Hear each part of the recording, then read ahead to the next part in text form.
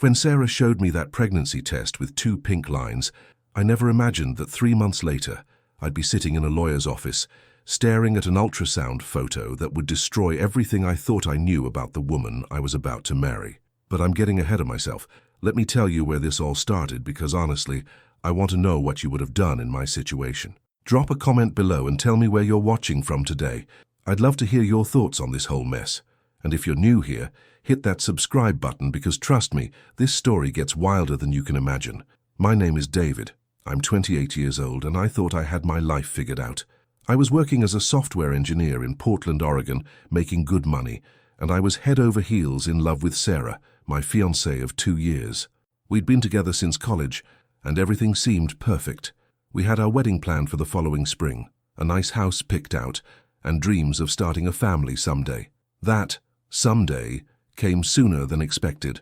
It was a Tuesday evening in September when Sarah called me at work, her voice shaking with excitement. "David, you need to come home right now. I have something incredible to tell you." The drive home felt eternal. My mind raced through possibilities. Maybe she got the promotion she'd been hoping for, or perhaps her parents were finally going to help with the wedding expenses. I never expected what was waiting for me. Sarah was sitting on our couch, holding something behind her back, tears streaming down her face.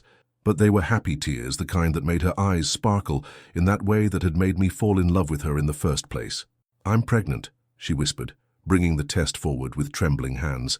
The world stopped. Everything I thought I knew about timing and planning just evaporated in that moment. Here we were, not even married yet, and we were going to be parents. But looking at Sarah's face, seeing her pure joy and excitement, I felt something I'd never experienced before, a fierce protectiveness and love that seemed to expand my chest. Are you okay with this?" she asked, searching my face for any sign of disappointment or fear. I pulled her into my arms and held her tight. "Sarah, this is the best news you could have given me. We're going to be amazing parents." And I meant every word of it. Sure, it wasn't exactly how we'd planned things, but sometimes life has its own timeline. I was ready to step up, ready to be the father this child deserved, ready to move our wedding up if needed. Sarah cried harder, but now I could see it was relief. "I was so scared you'd be upset about the timing." "The timing doesn't matter," I said, kissing the top of her head. "What matters is that we're in this together. We love each other, we're getting married, and now we're going to have a beautiful baby. Some people wait years for this kind of happiness." That night, we stayed up until 3 a.m., talking about baby names, nursery colors, and how we'd rearrange our lives. Sarah kept touching her still flat stomach with this dreamy expression, and I found myself doing the same thing. There was actually a tiny human growing in there, our tiny human, but even in those early moments of joy, there was something nagging at the back of my mind. Something about how nervous Sarah had seemed, how she kept asking if I was really, truly okay with the pregnancy. At the time, I chalked it up to normal anxiety about unplanned pregnancy. If I'd known then what I know now, I would have paid more attention to those little warning signs. Because 3 months later, everything I thought I knew about Sarah, about our relationship, about the child I was preparing to love as my own, would come crashing down in the most devastating way possible. The first red flag should have been her insistence that we keep the pregnancy secret from everyone for the first trimester. "Just to be safe," she said. But something in her eyes told a different story. The next few weeks passed in a blur of secret excitement and quiet preparations. Sarah had made me promise not to tell anyone about the pregnancy until after the first trimester, which she claimed was standard procedure. "My mum always said you should wait until 12 weeks, she explained, but I noticed she seemed more anxious about keeping it secret than excited about sharing the news eventually. I threw myself into research mode. I bought every pregnancy book I could find, downloaded apps to track the baby's development week by week, and started looking into cribs and car seats. Sarah seemed touched by my enthusiasm, but there was something distant about her reactions. When I'd get excited about some new detail I'd learned, like how the baby's heart was already beating, she'd smile, but it never quite reached her eyes. "You're going to be such a good dad," she'd say, but her voice carried a weight that I couldn't understand. The wedding preparations became more complicated with the pregnancy.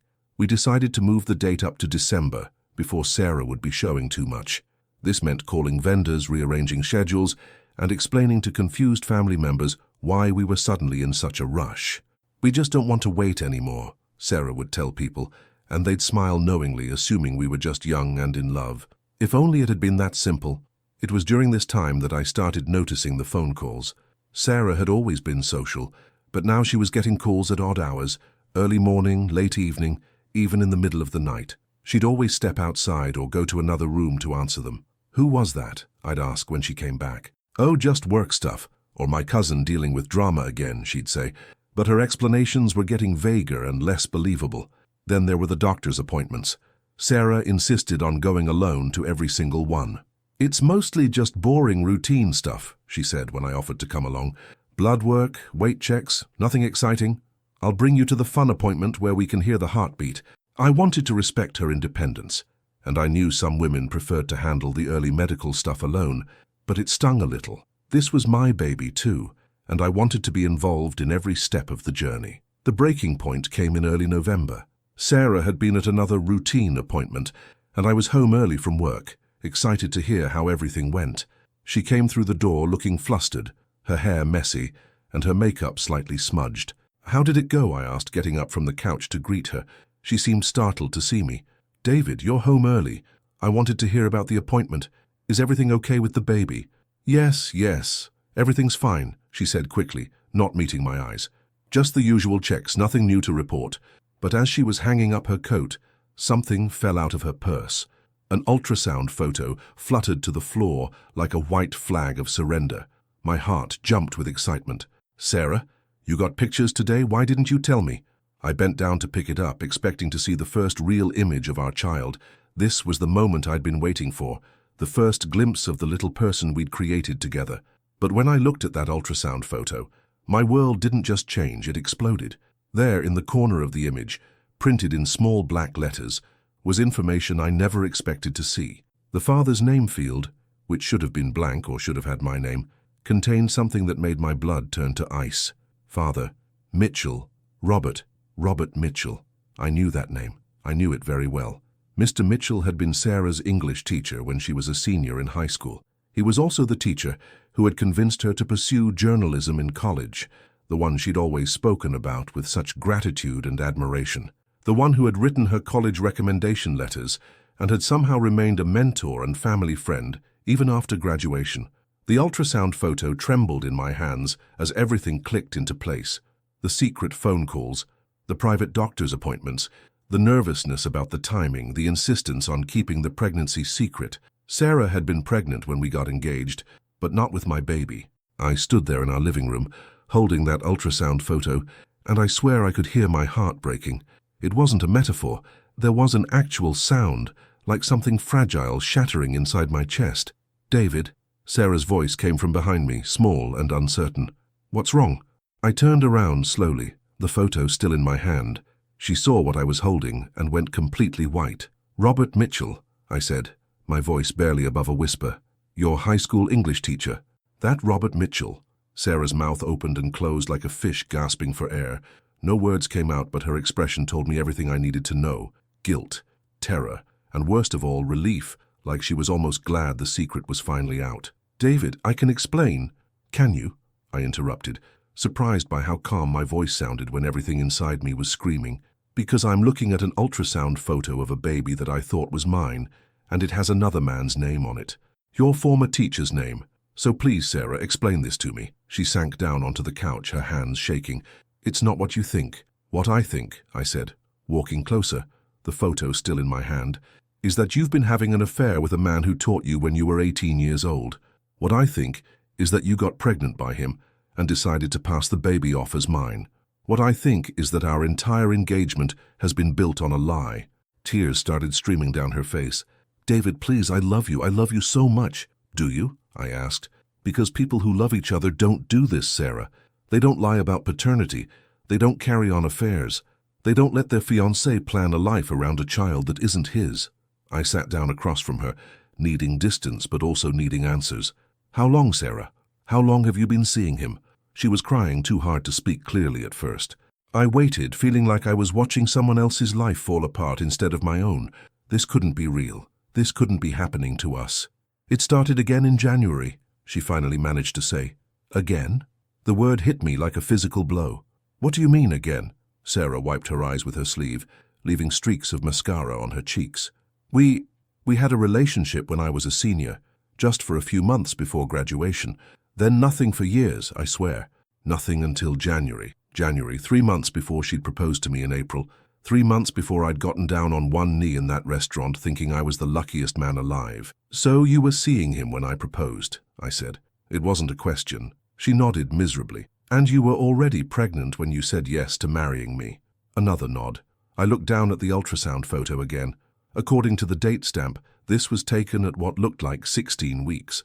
I did the math quickly in my head.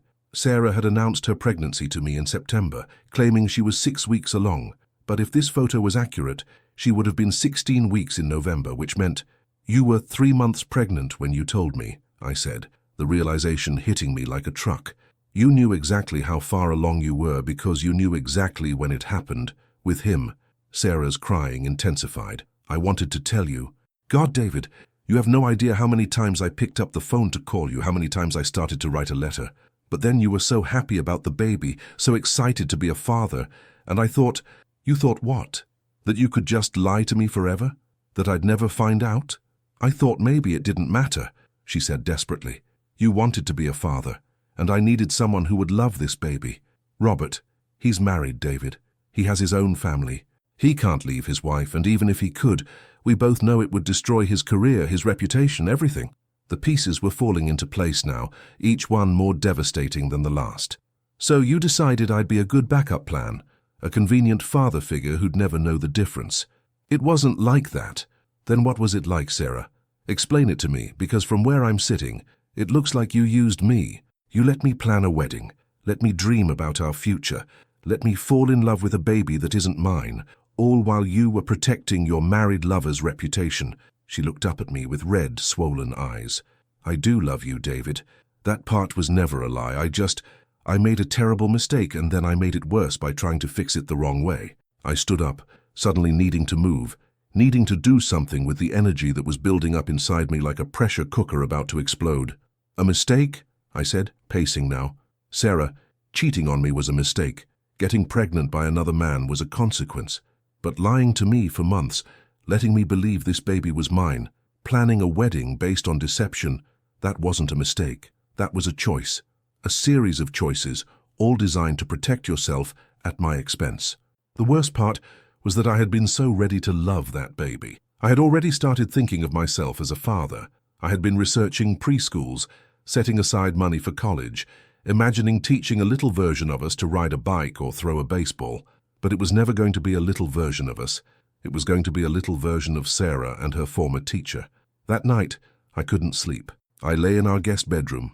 I couldn't bring myself to share a bed with Sarah, staring at the ceiling and trying to piece together how I'd missed all the signs.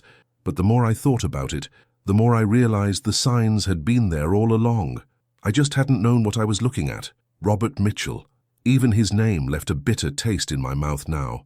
I remembered the first time Sarah had mentioned him, back when we were juniors in college. We were in her dorm room, and she was struggling with an essay for her journalism class. She kept talking about what Mr. Mitchell always said about writing, about storytelling, about finding your voice. "He sounds like he was a great teacher," I'd said, not thinking much of it. "The best," she'd replied, and there had been something in her voice, a warmth, an affection, that should have been my first clue. But I was 20 years old and in love, and it seemed natural that she'd remember a teacher who had influenced her career path. Hell, I still quoted my high school math teacher when I was struggling with complex problems at work. Now, lying in the dark, I realized that Sarah had never stopped talking about Mr. Mitchell. Throughout our entire relationship, his name would come up in conversations. She'd quote something he'd said, or mention something he'd taught her, or bring up some insight he'd shared. I'd always assumed she was just grateful to a mentor who had shaped her academic future. I'd been so naive. Then there were the Christmas cards. Every December, Sarah would get a card from the Mitchell family. She'd always show it to me. Pictures of Mr. Mitchell, his wife, and their 2 young daughters, usually posed in front of a Christmas tree or on some family vacation. "Look how much the girls have grown," she'd say, studying the photo with what I now realized was more than casual interest. "Do you keep in touch with a lot of your high school teachers?" I'd asked once. "Just Mr. Mitchell," she'd said. "He's special. He really believed in me when nobody else did." The nobody else part should have been another red flag. Sarah's parents had always been supportive of her education and career goals. Her other teachers had written recommendation letters too, but somehow Mr. Mitchell was the only one who had really believed in her. I got up and walked to the window, looking out at our quiet neighborhood street. Everything looked the same as it had that morning, but nothing would ever be the same again. I found myself thinking about Sarah's behavior over the past year, looking for clues I'd missed. There were the unexplained absences, times when she'd say she was working late or meeting friends, but when I'd call her office or check with her girlfriends, the stories wouldn't quite add up. There were the new clothes she'd started buying, more sophisticated, more professional outfits that seemed designed to impress someone. When I'd complimented her on a new dress or blouse, she'd get flustered and change the subject. And then there were the phone calls I'd heard pieces of when she didn't know I was listening, conversations that were too quiet, too intimate, too secretive for casual friendships or work relationships. "I can't keep doing this," I'd heard her say once, her voice full of anguish. I'd assumed she was talking to a girlfriend about work stress or wedding planning pressure. Now I knew better. The cruelest irony was that I'd actually met Robert Mitchell, twice. The first time was at Sarah's college graduation. He'd come to the ceremony, which I'd thought was sweet, a dedicated teacher supporting a former student's achievement. Sarah had introduced us, and I'd shaken his hand, thanked him for being such a positive influence on her education. He was older than I'd expected, maybe in his early 40s then, with graying hair and kind eyes behind wire-rimmed glasses. He looked exactly like what you'd expect a high school English teacher to look like, professorial, thoughtful, approachable. The kind of teacher students would feel comfortable talking to about their problems, maybe too comfortable. "Sarah always spoke so highly of you," I told him that day. "She says you're the reason she chose journalism." "Sarah's a remarkable young woman," he'd replied, and I remembered thinking it was nice that he'd kept the present tense, that he still saw her potential even after graduation. The second time I'd met him was just last Christmas. Sarah and I had been doing holiday shopping at the mall when we'd run into him and his family. His wife was pretty in a suburban mom way, and his daughters, they couldn't have been more than 8 and 10, were excited about Santa and presents and all the things kids get excited about during the holidays. "David, you remember Mr. Mitchell," Sarah had said, and again I'd shaken his hand, made polite conversation about the holidays and how busy the mall was, but I remembered now how awkward Sarah had seemed during that encounter, how quickly she'd tried to end the conversation and move us along, how quiet she'd been for the rest of our shopping trip. "Everything okay?" I'd asked her in the car afterward. "Just tired," she'd said, but she'd been staring out the window with that distant expression she'd been wearing more and more often. Now I understood why. She'd been looking at the family he was choosing over her, the wife he was going home to, the children who were getting their father's attention and love and presence, while she was getting, what? Stolen moments, secret phone calls, promises he'd never be able to keep. The more I thought about it, the angrier I got. Not just at Sarah, but at him too. This man who had taught her, who had been in a position of authority and trust when she was just 18 years old. This man who had a wife and children of his own, but who had somehow convinced Sarah to destroy her own chance at happiness for the sake of an affair that could never lead anywhere good. And now there was going to be a baby caught in the middle of this mess. An innocent child who didn't ask to be born into this situation, who deserved better than parents who were living lies and breaking hearts. I thought about that baby, not my baby, never my baby, and felt a grief so deep it took my breath away. For months I'd been imagining holding my child for the first time, teaching them to walk, reading bedtime stories, being the kind of father I'd always dreamed of becoming. But that future had never been real. It had been built on deception and betrayal, and now it was gone forever. The hardest part was that some part of me still wanted to be that baby's father, even knowing the truth.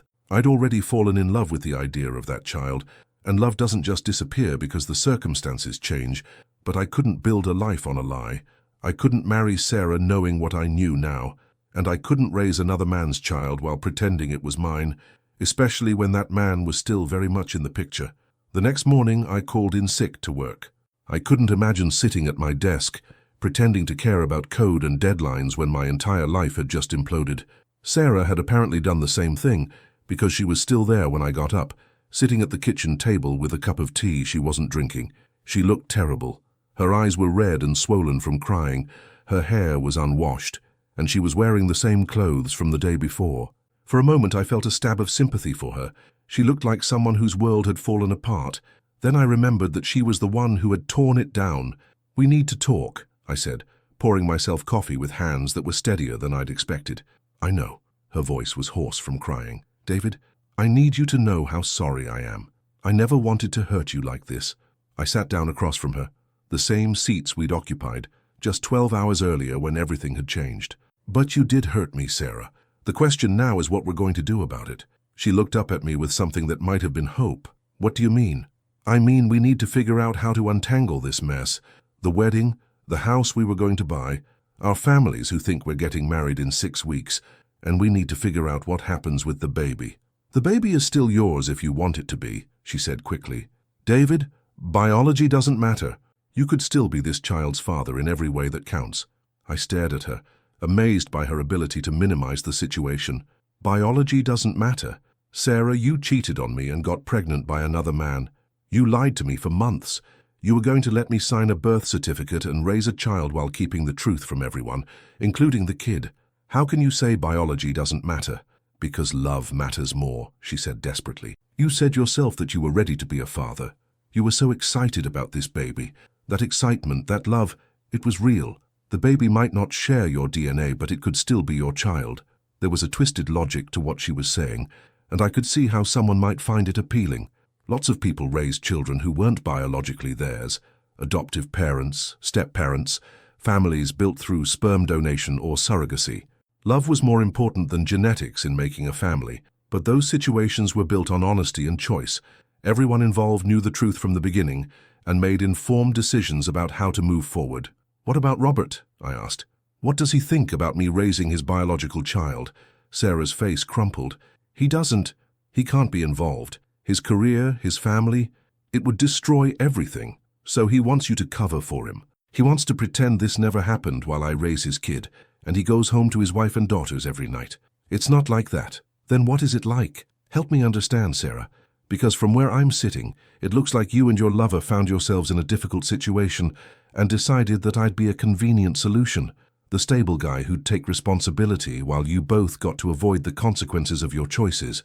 She was crying again, but I found myself feeling less sympathetic than I had before. Maybe it was the night I'd spent awake, thinking through all the lies and deceptions. Maybe it was her continued attempts to minimize what she'd done. "I made a mistake," she said. "I know that. But people make mistakes, David. People cheat. People lie. People make terrible decisions when they're scared and confused. It doesn't mean they're horrible people. It doesn't mean they can't change." "You're right," I said. "People do make mistakes, but what you did wasn't one mistake, Sarah. It was a series of choices, made over the course of months, all designed to deceive me. And even now, you're still trying to manipulate the situation to get what you want." "What I want is to marry you," she said, her voice rising. "What I want is for us to be a family."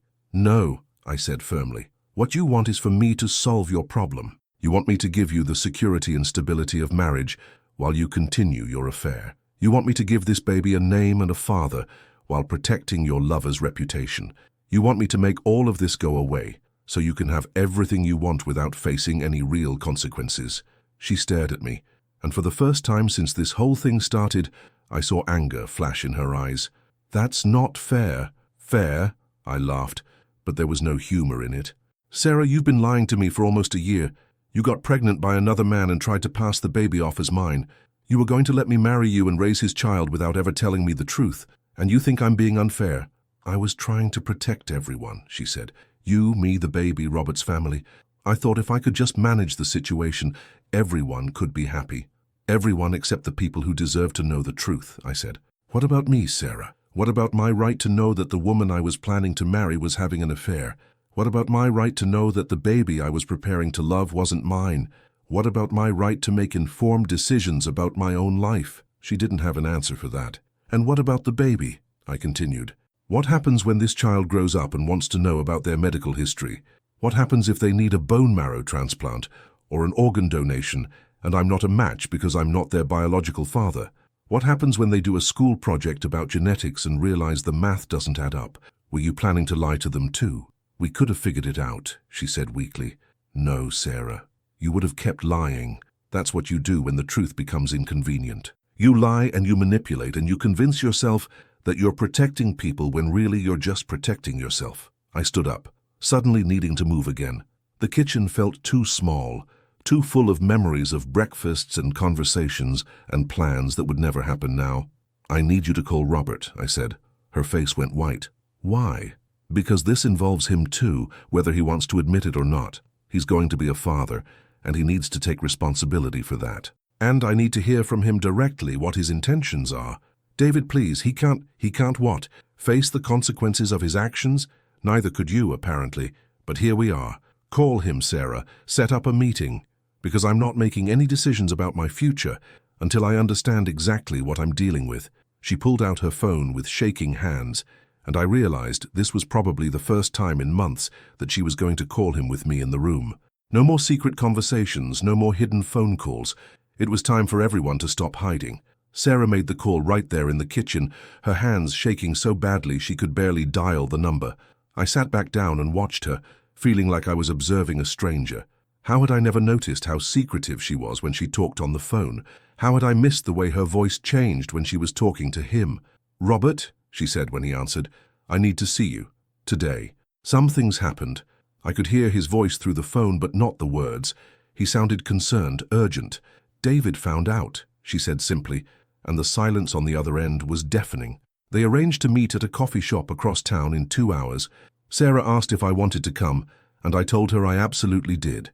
This conversation was going to happen with all parties present, or it wasn't going to happen at all. Those 2 hours were the longest of my life. Sarah tried to start several conversations, apologies, explanations, desperate attempts to find some way to fix what couldn't be fixed. I wasn't ready to hear any of it. I spent the time calling my brother Mark and asking if I could stay with him for a few days. "Everything okay?" Mark asked. "Not really," I said. "I'll explain later, but I need somewhere to go tonight." "Of course. You know you're always welcome here. Jessica's making that lasagna you like. Come over whenever you're ready." Having somewhere to go made everything feel more real, more final. I was actually leaving. This wasn't just a fight that we'd worked through. This was the end of us. The coffee shop was nearly empty when we arrived. Robert was already there, sitting in a corner booth, looking every bit as terrible as Sarah did. When he saw us walking toward him, he stood up awkwardly, like he couldn't decide whether to shake my hand or run for the door. "David," he said, his voice strained, This isn't how I wanted you to find out." "How did you want me to find out?" I asked, sliding into the booth across from him. Sarah sat beside me, but I could feel the space between us like a chasm. "Actually, let me rephrase that. Did you want me to find out at all?" He had the grace to look ashamed. I hoped, God, I don't know what I hoped, that maybe it would just work itself out somehow. By work itself out, you mean Sarah and I would get married. I'd raise your biological child as my own, and you'd go back to your life pretending none of this ever happened? It's more complicated than that. Is it? Because it seems pretty straightforward to me. You had an affair with your former student, got her pregnant, and decided to let another man deal with the consequences. What's complicated about that? Robert looked older than I remembered, more worn down. There were dark circles under his eyes and lines of stress around his mouth. "I never meant for any of this to happen, but it did happen," I said. "So now, we need to figure out what to do about it, starting with the truth, all of it." Sarah reached for my hand under the table, but I pulled away. I needed to hear this with complete clarity, without any physical connection to muddy my thinking. "How long have you two been having an affair?" I asked. Robert and Sarah exchanged glances, some silent communication passing between them. "Tell him," Sarah said quietly. Robert took a deep breath. "It started when Sarah was 18, near the end of her senior year, just a few weeks before graduation." "How?" I asked. "She was staying after school for extra help with her college application essays. One thing led to another." He trailed off, but I needed more than that. "One thing led to another. You were her teacher. She was your student. You were in your 30s and married. How does one thing lead to another in that situation?" Sarah spoke up. "It wasn't like that, David. It wasn't some predatory thing. I had feelings for him, and I thought he had feelings for me, too." "Feelings," I repeated. "At 18 you had feelings for your married teacher, and you thought that was appropriate."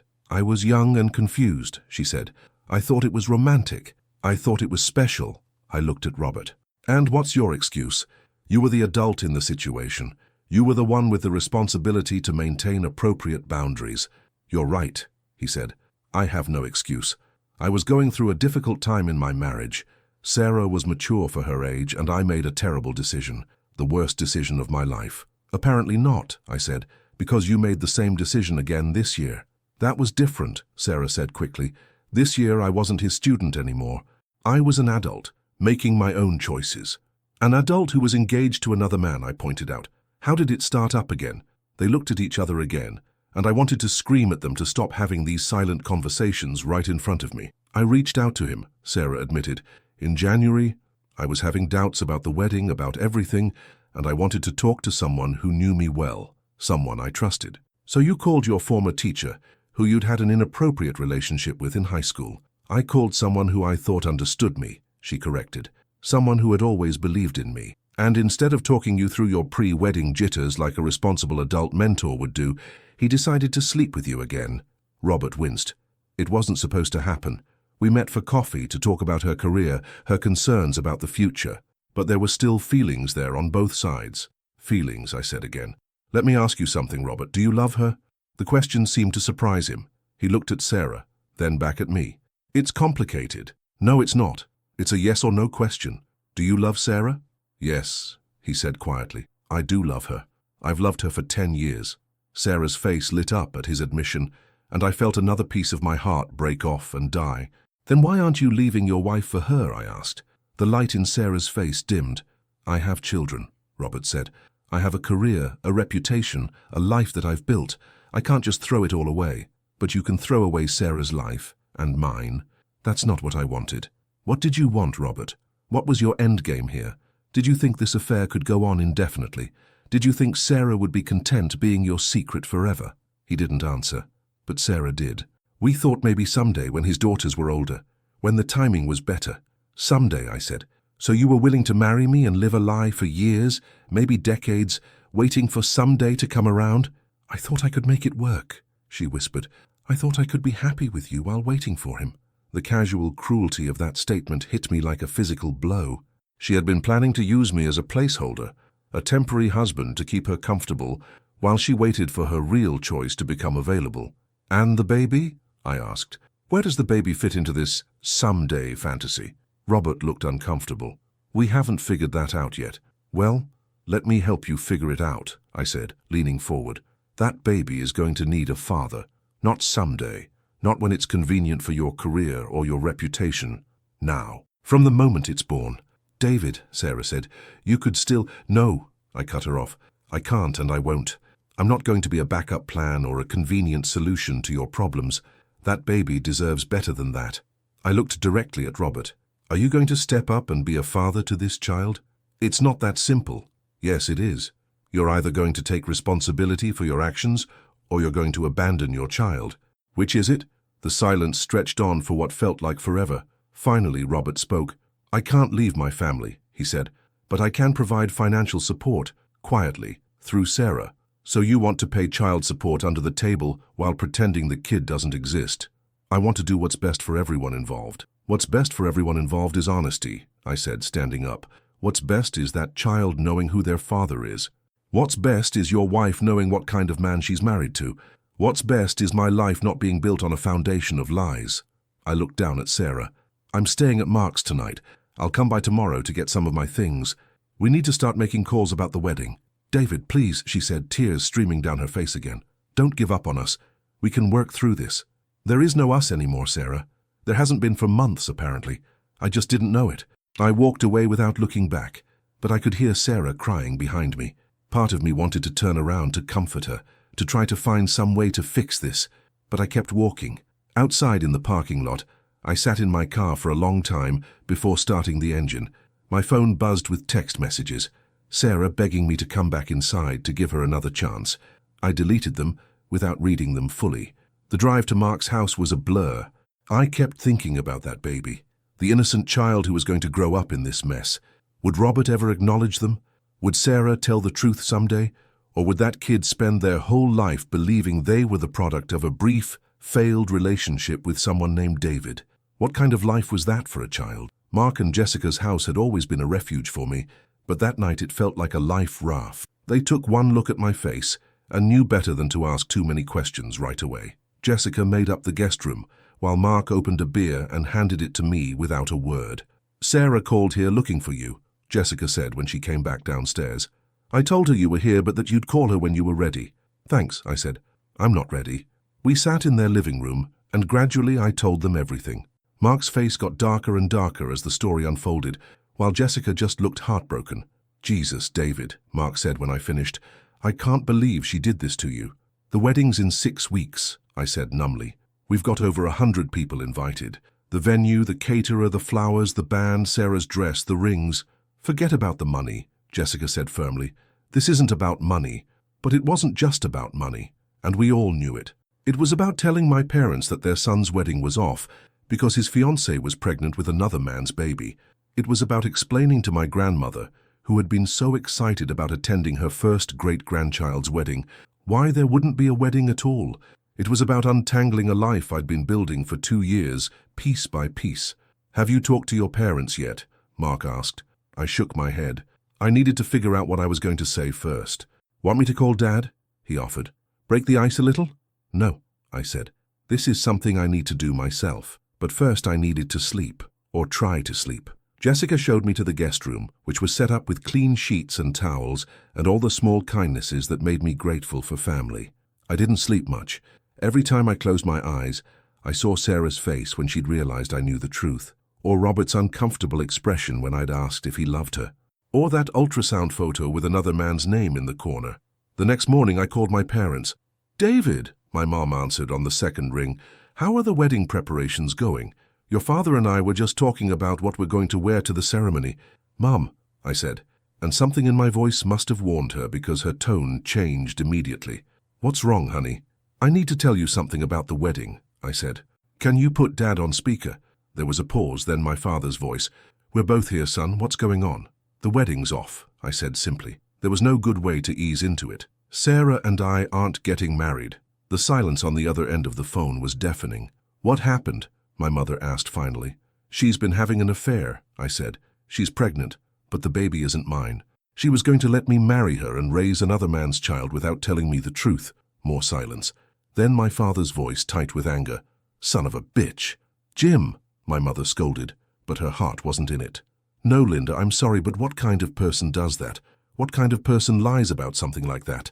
I found myself defending Sarah, which surprised me. She was scared, Dad. She made bad choices, but I don't think she meant to hurt me. Well, she did hurt you, my mother said, and I could hear the protective anger in her voice. Oh, sweetheart, I'm so sorry. Are you okay? Where are you staying? I'm at Mark's for now. I'm okay, or I will be. What can we do? My father asked. Do you need help with the wedding cancellations, the deposits? I don't know yet, I admitted. I'm still trying to figure out what comes next. You come home, my mother said firmly. You take some time off work and you come home and let us take care of you for a while. The offer was tempting, but I knew I couldn't run away to my parents' house.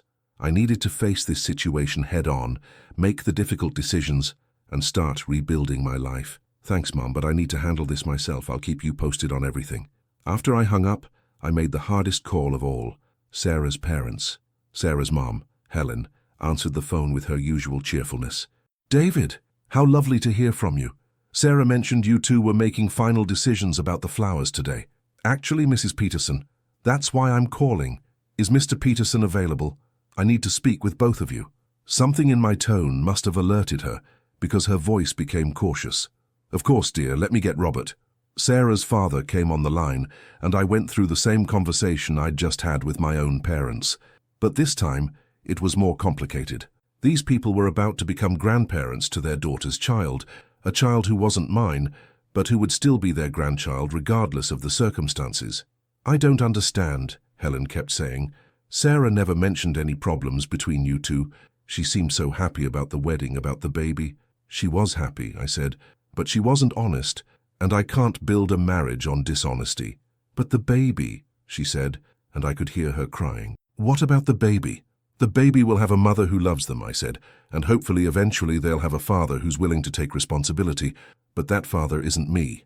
Robert Peterson's voice was tight with controlled anger. Who is the father? I hesitated. It wasn't really my place to reveal Robert Mitchell's identity, but these people deserved to know what their daughter had gotten involved in. It's her former high school teacher, I said finally. Robert Mitchell. The silence on the other end of the phone was even more profound than it had been with my own parents. Her teacher, Helen whispered. But she was just a child. She was 18, I said. Legally an adult, but yes, it started when she was still in high school. That bastard, Robert Peterson said, and his voice was filled with a rage I'd never heard from the mild-mannered accountant before. I remember him. He came to her graduation party. We invited him into our home. The affair started up again this past January, I continued, while Sarah and I were engaged. I'm going to kill him, Robert said simply. Robert, Helen gasped. I'm going to find that son of a bitch, and I'm going to— Dad, don't, I said, surprising myself by calling him that. We'd never been quite close enough for me to call him anything but Mr. Peterson. Getting yourself arrested won't help Sarah or the baby. Then what will help? He asked, and I could hear the desperation in his voice. How do we fix this? I don't think you can fix it, I said honestly. I think you just have to help Sarah figure out how to move forward. After I hung up, I sat in Mark's kitchen with another cup of coffee and tried to process what I'd just done. In the space of 2 phone calls, I'd destroyed 4 people's expectations about the future. My parents had been looking forward to a wedding and a grandchild. Sarah's parents had been looking forward to the same things. Now there would be a grandchild, but no wedding. There would be a baby born out of an affair with a married man. There would be family gatherings where everyone would wonder about the absent father, where Sarah would have to explain over and over again why she was raising her child alone. Unless Robert Mitchell stepped up, which seemed increasingly unlikely. My phone buzzed with another text from Sarah. Please, come home. We need to talk about this more. I know we can work it out. I deleted the message without responding. There was no working this out. There was only moving forward, and I was going to have to do that without her. The next few days passed in a blur of phone calls, cancellations, and logistics that felt surreal. Jessica had offered to help with the wedding-related cause, but I felt like I needed to do it myself. Each conversation was another small death. The florist who'd been so excited about the arrangements, the band who'd already started planning our playlist, the venue coordinator who'd worked with us for months on every detail. I'm so sorry to hear that, each person said when I explained that the wedding was off. Most of them were professional enough not to ask for details, but I could hear the curiosity in their voices. The hardest call was to my grandmother. At 84, she'd been so thrilled about attending her first great-grandchild's wedding, she'd already bought a new dress and had been planning to fly in from Arizona. "Oh, David," she said when I told her, and her voice was full of such sadness that I almost started crying myself. "I'm so sorry, sweetheart. Are you going to be all right?" "I think so, Grandma. Eventually. You know, your grandfather and I had our share of troubles," she said. "Marriage isn't always easy. Sometimes people make mistakes. I know, Grandma, but this isn't something I can forgive. Not something I should forgive." "You're probably right," she said quietly. "I just hate to see you hurting like this." Sarah had been calling and texting constantly, but I wasn't ready to talk to her yet. I needed time to think, to process, to figure out what I wanted to say. Mark had offered to go by the house and get some of my things, but I told him I'd handle it myself when I was ready. On Thursday afternoon, 3 days after the revelation, I finally went home. Sarah's car was in the driveway, which I'd expected. What I hadn't expected was the state of the house when I walked in. It looked like she hadn't left the couch in days. There were tissues everywhere, empty ice cream containers on the coffee table, and Sarah herself looked like she hadn't showered or changed clothes since our conversation at the coffee shop.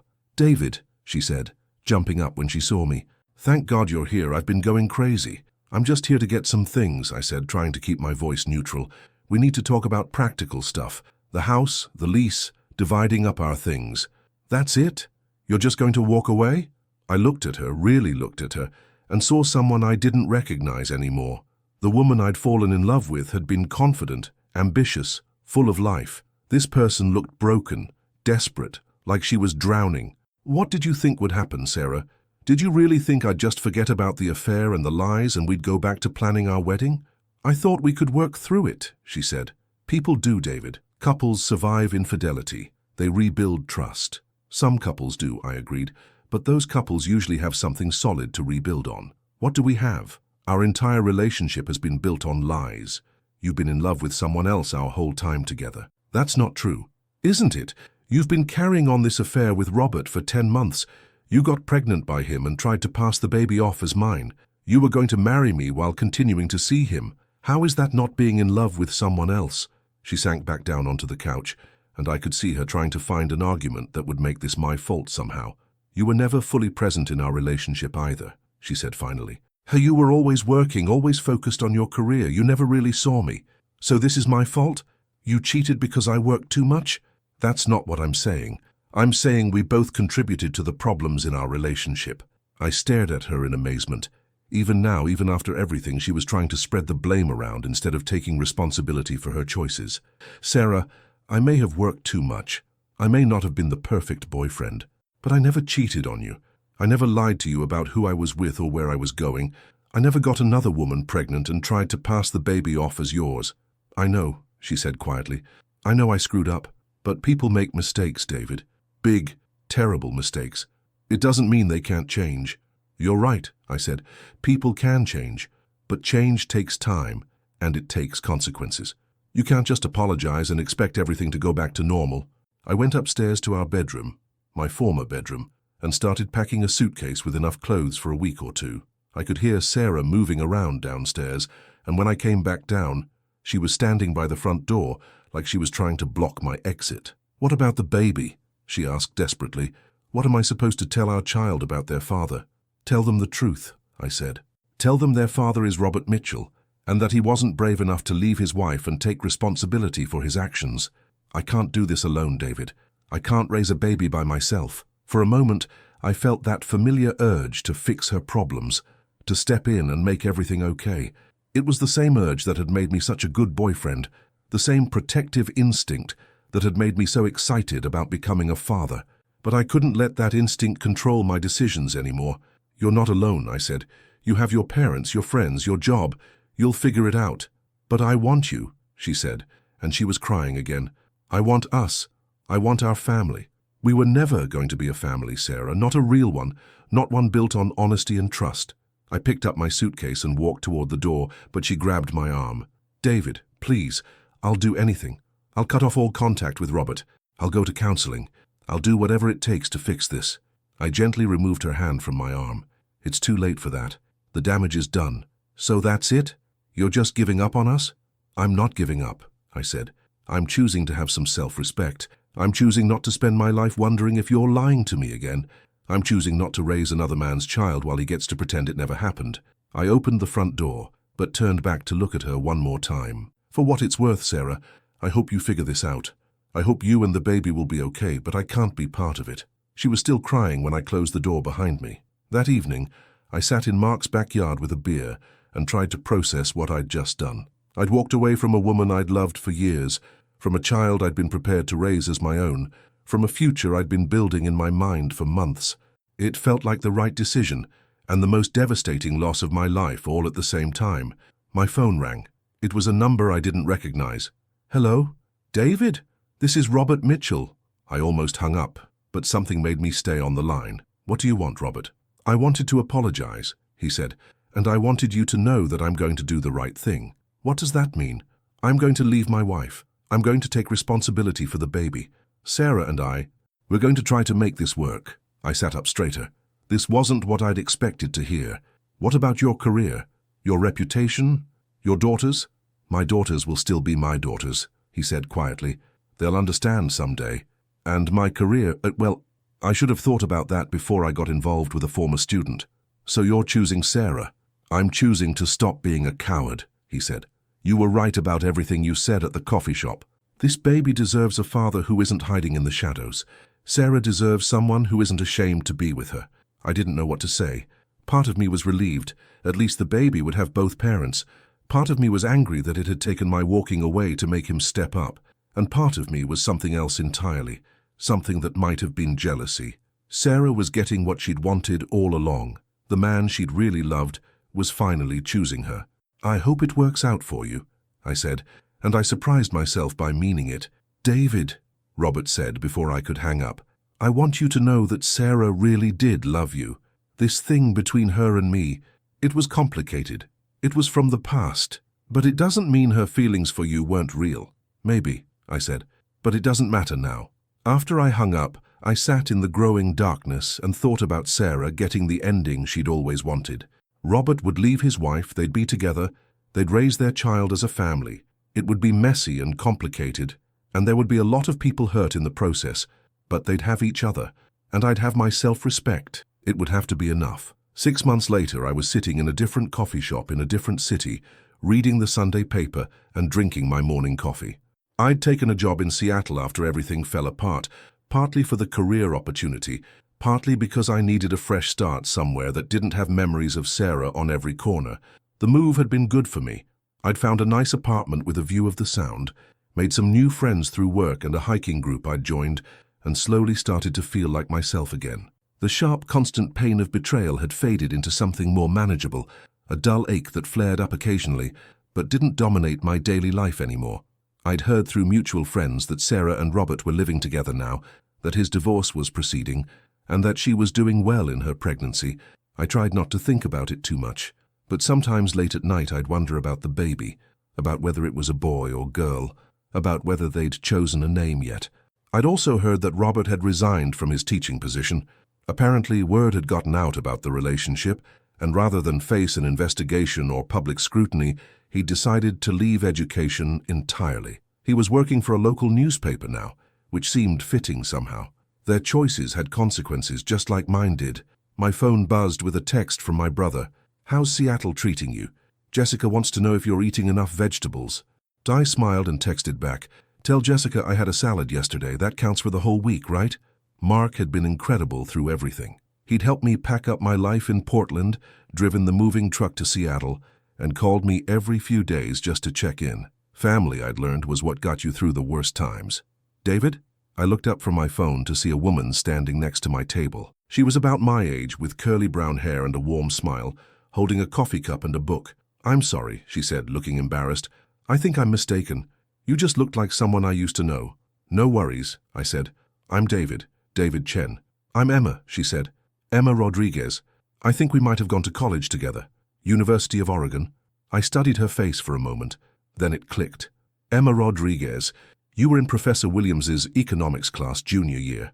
You always sat in the front row and asked the questions that made everyone else realize they hadn't done the reading." She laughed. "Guilty as charged, and you were the guy who always had the answers but never raised your hand unless she called on you directly." "Also guilty," I said. "Small world. What brings you to Seattle?" "I live here now," she said. "I'm a financial advisor downtown. What about you?" "Software engineering. I moved here about 6 months ago from Portland." "Would you like some company?" she asked, gesturing to the empty chair across from me.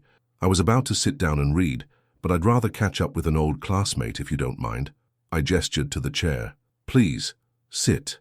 I'd love to catch up." Emma sat down and we fell into easy conversation about college memories, career paths, and what had brought us both to Seattle. She was funny and smart, and had an infectious laugh that made me realize I hadn't laughed, really laughed, in a very long time. "So, what made you leave Portland?" she asked eventually. It was the question I'd been dreading, but also the one I'd been practicing answering in a way that was honest, but not too heavy for a casual conversation.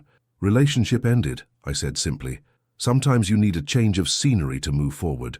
"I'm sorry," she said, and her sympathy seemed genuine. "That's never easy." "No, it's not, but Seattle's been good for me, fresh start and all that." "I get it," she said. "I moved here for similar reasons about 3 years ago. Sometimes the best thing you can do is start over somewhere new." We talked for another hour about hiking trails in the area, good restaurants she'd discovered, the differences between Seattle and Portland culture. When she finally looked at her watch and said she had to go meet some friends, I found myself not wanting the conversation to end. "This might be forward," I said as we stood up to leave, "but would you like to get dinner sometime? It would be nice to have someone to explore the city with." Her smile was radiant. "I'd love that. Let me give you my number." As I walked home that afternoon, I felt something I hadn't experienced in months. Hope. Not the desperate, grasping hope I'd felt during those final weeks with Sarah, when I was trying to hold on to something that was already gone. This was different, lighter, more genuine, the hope that came from meeting someone new and feeling a spark of possibility.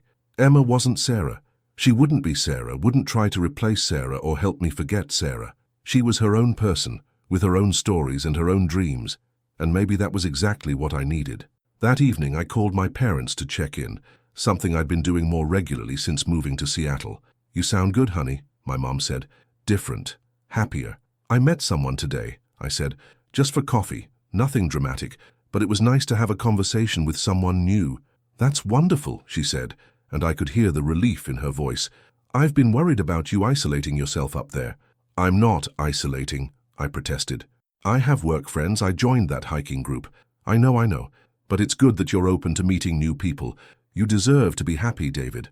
After we hung up, I sat on my balcony looking out at the water and thought about what she'd said. I did deserve to be happy. I deserved to be with someone who chose me first, who was honest with me, who wanted to build a life together based on truth rather than convenience. Sarah had taught me that in the most painful way possible, but maybe that lesson, as brutal as it was, had been necessary. Maybe I needed to learn what I wouldn't tolerate before I could recognize what I truly wanted. My phone buzzed with a text from Emma. Thanks for the coffee and conversation today. Looking forward to dinner soon, I texted back. And me too, have a great evening. Then I set my phone aside and just sat in the quiet, watching the sunset paint the sky in shades of orange and pink. For the first time in months, I wasn't thinking about Sarah or Robert or the baby or what might have been.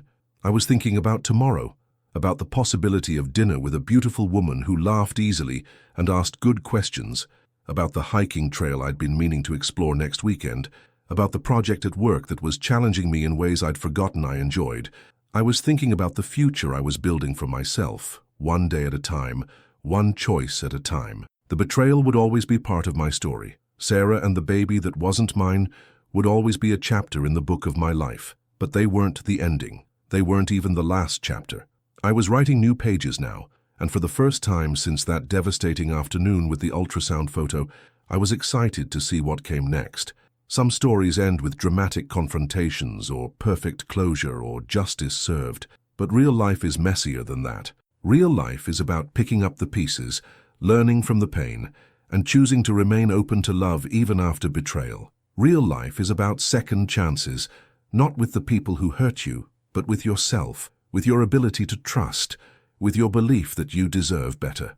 As the sun set over Seattle and the lights of the city began to twinkle below, I made myself a promise. I would never again settle for being someone's backup plan. I would never again ignore red flags because I wanted to believe the best in someone. I would never again let my desire to fix other people's problems override my responsibility to protect my own heart.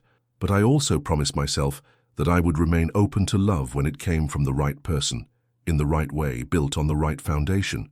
Emma might be that person, or she might not, but either way, I was ready to find out. The future was uncertain, but for the first time in a long time, that uncertainty felt like possibility rather than threat, and that was enough to build on.